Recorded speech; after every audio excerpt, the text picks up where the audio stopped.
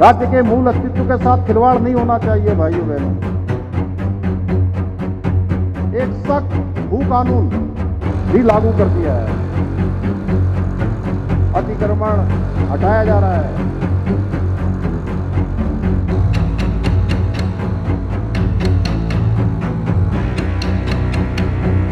उत्तराखंड जहां सियासत की जमीन पर स्थायित्व की फसल कम ही लहलहाई है, लेकिन अब तस्वीर बदली है। अब बात हो रही है उस चेहरे की जिसने न सिर्फ राज्य को स्थायित्व दिया बल्कि हर दिल में अपनी अलग पहचान बना ली।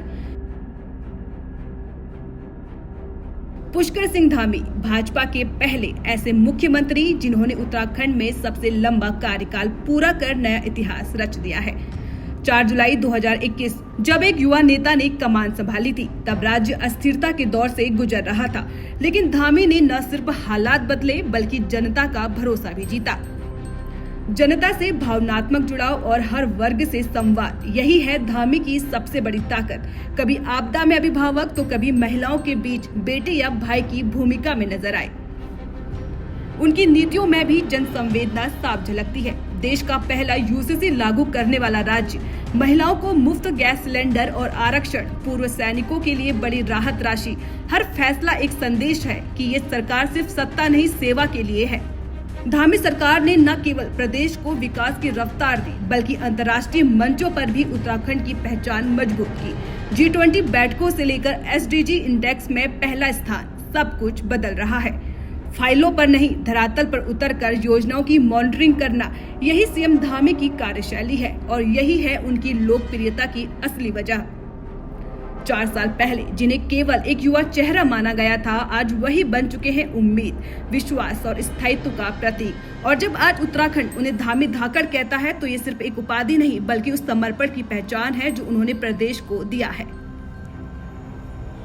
हमने प्रदेश में जहां एक और सख्त धर्मांतरण विरोधी कानून बनाया है, दंगों को रोकने के लिए दंगा रोधी कानून बनाया है, वहीं लव जिहाद, लैंड जिहाद और थूक जिहाद जैसी घृणित मानसिकताओं के खिलाफ भी कठोर कार्रवाई सुनिश्चित की है। साथ ही हमने प्रदेश में एक सख्त भू कानून भी लागू कर दिया है।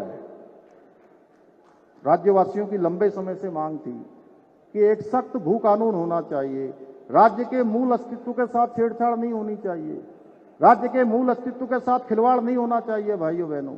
हमने उसी को देखते हुए राज्यवासियों की भावनाओं के अनुरूप सख्त भू कानून लागू करने का काम भी किया है। और अब जो राज्य के मूल स्वरूप के साथ खिलवाड़ करने वाले हैं उनके लिए कार्रवाई भी सुनिश्चित की है।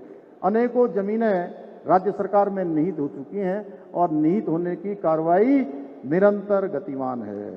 अतिक्रमण हटाया जा रहा है और 6,500 एकड़ से भी अधिक जमीनें आज हमने अतिक्रमण से मुक्त करा दी हैं। राज्य के मूल अस्तित्व के साथ खिलवाड़ नहीं होना चाहिए भाइयों बहनों। एक सख्त भू कानून भी लागू कर दिया है। अतिक्रमण हटाया जा रहा है।